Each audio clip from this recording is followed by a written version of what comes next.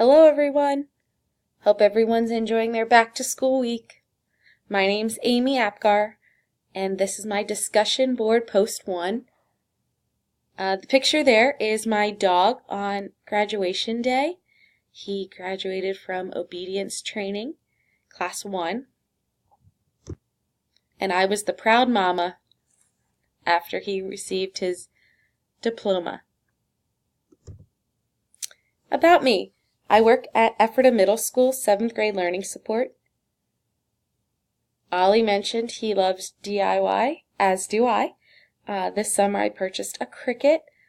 It's kind of like a vinyl cutting machine, but it does so much more. Makes cards, cuts vinyl, cuts fabric. It's wonderful. Highly recommend it for anyone who's into crafting. There's 2 projects there in the photos. One is my bit emoji. It's made from vinyl and it hangs on my whiteboard and my classroom door. And there on the bottom picture is coffee cart trays.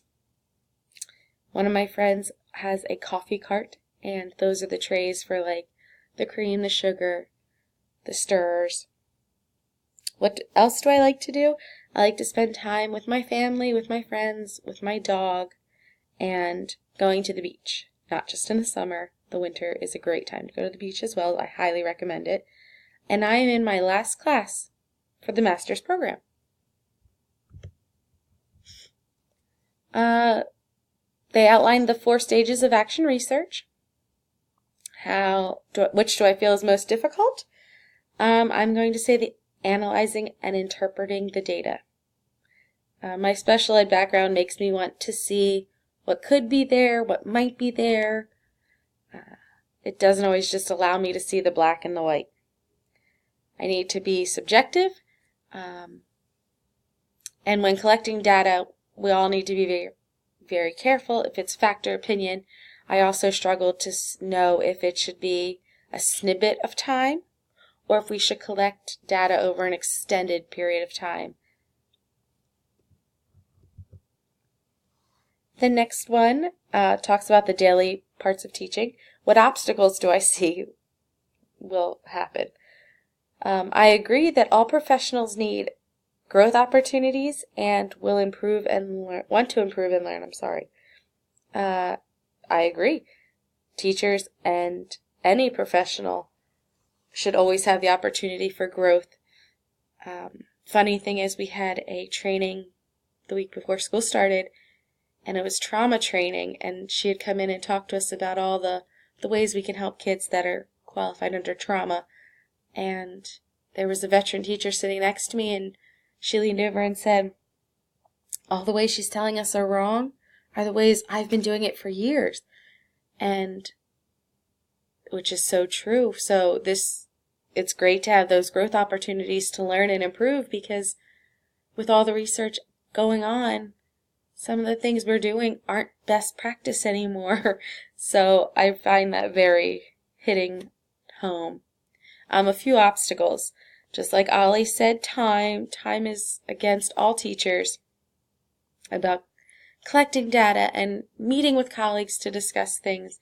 Time is just such a very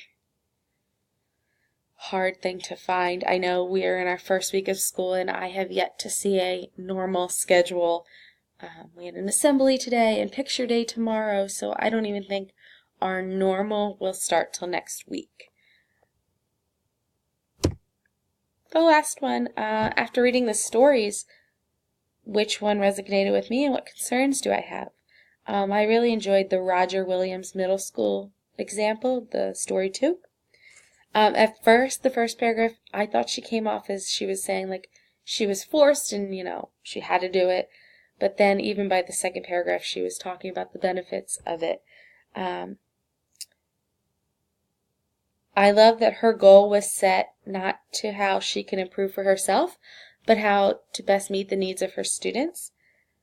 And she discussed how she started with a group of 12 and it had dwindled down to 2 of them.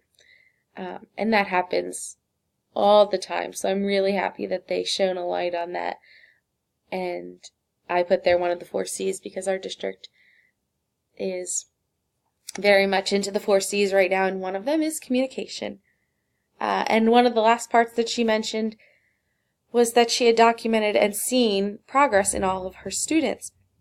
And as a teacher, that's something that we all wish and hope to see, is the progress that our students make over time. What concerns do I have? Again, this is a new role to me, this middle school learning support. So my concern is how does this mix and intertwine with my new role as learning support? And as Ollie mentioned too, where do I begin? There's so many options. How do I dwindle it down to something that's feasible and not a bigger bite than I can chew?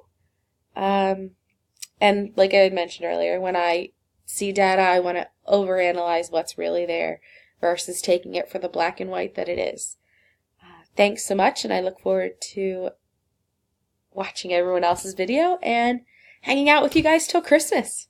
Thanks so much. Bye-bye.